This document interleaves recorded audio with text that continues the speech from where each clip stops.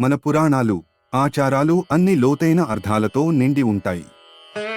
ఎన్ని ఫలాలున్న అరటి, కొబ్బరి భగవంతుడికి సమర్పించడానికి ప్రత్యేక స్థానం ఉంది.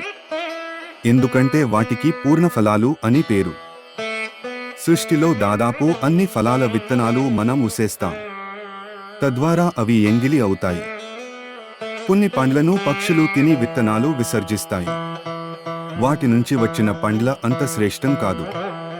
అయితే అరటి చెట్టు విత్తనాల ద్వారా కాకుండా పిలక ద్వారా మొలుస్తుంది.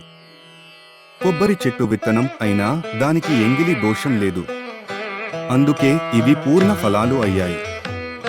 ఈ కారణాలతోనే అరటి మరియు కొబ్బరి భగవంతుడికి సమర్పించేందుకు పూర్ణ ఫలాలుగా శ్రేష్టత పొందాయి. ఇవి పవిత్రత, సంపూర్ణతకు ప్రతీకలు. దేవుడికి సమర్పించిన ఫలం సంపూర్ణంగా ఉండాలనే తత్వానికి ఇవి చిహ్నాలు. అందుకే పూజలో వీటి ప్రాముఖ్యత అత్యంత గొప్పది.